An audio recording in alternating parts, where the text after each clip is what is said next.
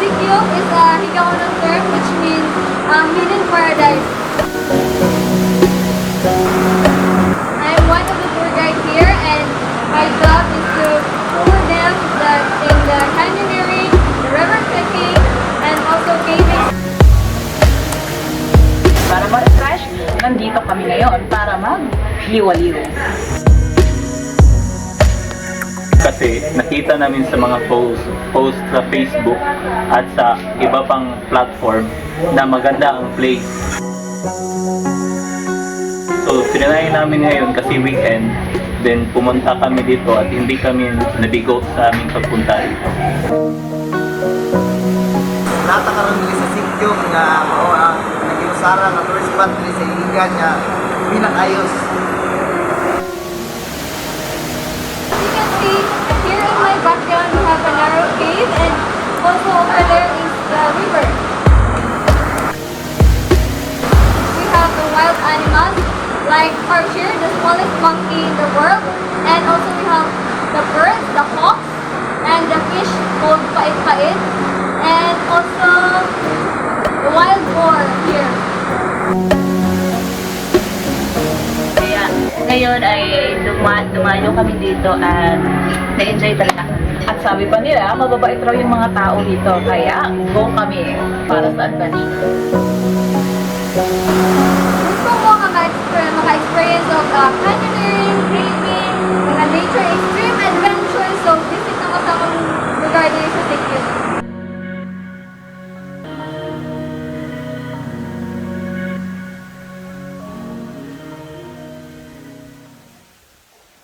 Nang magpunta kami rito sa Sikyop, alas 6 pa lang. Sinadya namin na maaga nang sa ganun hindi masyadong mainit.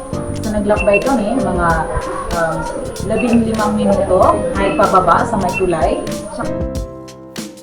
Tsaka medyo nakakatakot kasi nga mabato at yung tulay medyo madulas. Kahoy lang kasi siya. May part rin kasi na kung saan medyo kailangan mo mag-ingat talaga, humawak sa pagtawid. Tay pagka station nga atong lagan karon so natay first station is ang campsite at treetop experience, so pwede mo mag-overnight plano din. Narating namin yung campsite. Doon maraming kubo na pwede kayong magstay. Okay rin doon na mag-tent overnight. Meron ding zipline para sa mga adventurer talaga. Tsaka safe naman siya, di ba? Kasi nga meron mga bantay. Ang sunod, ang hinulusan. Ang ikatulo, ang Pagangon Canyon. So, experience niyo guys ang ganahanong picture. Ganito ang mga Instagrammable picture guys. Instagrammable mga rock formation. Pagkatapos naman ay pumunta kami doon sa canyoneering at doon ay pumasok kami, masyadong makitid yung daan. Tapos malamig yung tubig, then madulas ang mga bato. May bahagi din doon na maganda, may bahagi doon na may inom yung tubig, no? At Yan ang view. Sobra talagang mawawala yung pagod mo kapag nakita mo ang view sa mga rock formations doon. kakaiba, saka yung tubig, pagpasok mo may hanggang baywang, may mga hanggang lieg naman. Meron ding mabababaw. Then, sobrang malinis yung tubig. Ang sarap maligo. pagpasok mo doon, dapat may baon kang dalaan. Sa ganun, may makain ka kasi nakakagutom talaga yung adventure. And last is ang underground river. Muna siyang dalang highlights dito sa Sikyop, guys. Hindi madali. At masyadong masikip, yung iba parang natatakot pumasok. May mga pagkakataon daw na yung ibang mga turista hindi na pumupunta doon kasi nga masyadong masikip yung daan.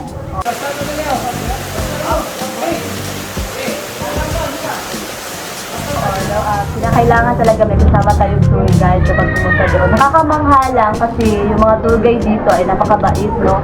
Kahit na may mga bata na nakapapasal doon ay pwedeng-pwede, no? As long as nandun yung, yung tour guide na natutulong sa kanila sa atin.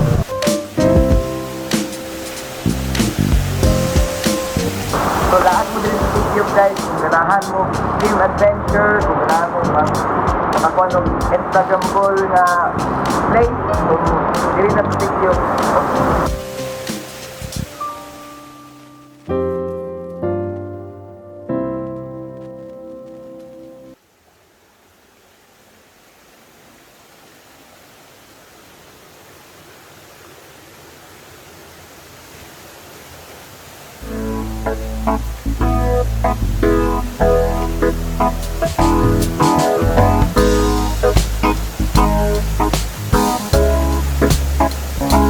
So karong adlaw, guys, naka-target ko sa kating team ni Team Pinoy Adventure. Kung pala sa there, nag-document nila ang mga lugar. First time na ko, guys, nakita natin yan. Nakita na ko siya nga nilagay sa tulay nga nakabas. At may suot na? Naman. Oo. Para sa akin nakatuwa kasi nakabasiya, tapos may costume. Sa una, pagkakita ko, parang bakit siya nakasuot ng ganyan na mask? Namangha ako, then nagtaka bakit siya nakamas ng gano'n. Tapos akala namin masyadong magaan yung kanyang bag. Malaki siya na magaan. Kasi parang kung titingnan siya, yakang-yakan niya yung pagkadala ng bag. Nung time na tinulungan namin siya sa isang Pag-abot nung bahagi doon sa underground na kung saan hanggang liig yung water or tubig. Nako, ang bigat-bigat ng Bigat-bigat bag. ng bag. Dala-dala niya halos yung mga, ano ba yung dala niya? Lahat na siguro ng mga gamit. kasi sobrang bigat, parang punong-puno yung bag. Oo nga, nakakamangha. Nung nalaman namin na yung paddleboard pala, na inflatable yung laman ng bag, kaya pala ang sobrang bigat. So first day, nakita na ko siya na parang mask helmet. So, sa siya na nagpapaddle.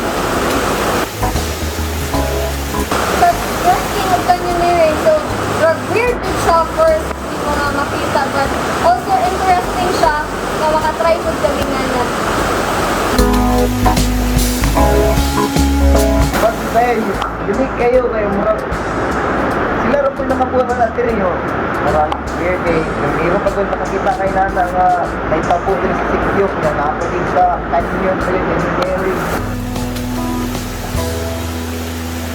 Nakakamangha, no? Tapos nakasakay pa kami doon sa kanya, inflatable na paddleboard.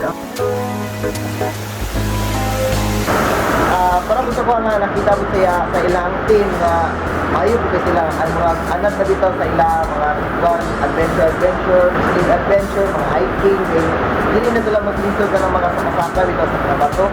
Ano dito sila, wall climbing, ano siya. Bilira kayo dito sila ang Pagkatapos ng aming pakikisalamuha sa kanya, nag-enjoy naman kami at sabay kami kumain na ng halian. sige na ito ko guys. Siya rin nakabuhat na nag-release video mo. Kung kayo, Happy po po nga ma-apin sa ilang kakuan na maghatag og information about diri sa among lugar. makakakuan na kayo sa kuwan na yung taga-Sikyop na.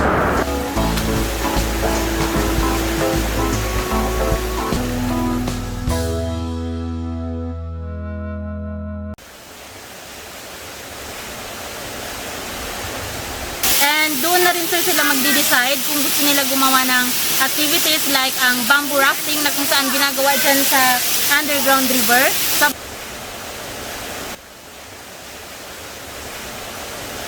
Paglabas natin ng underground, mayroon po dito, doon ang paliguan na papuntang lagoon.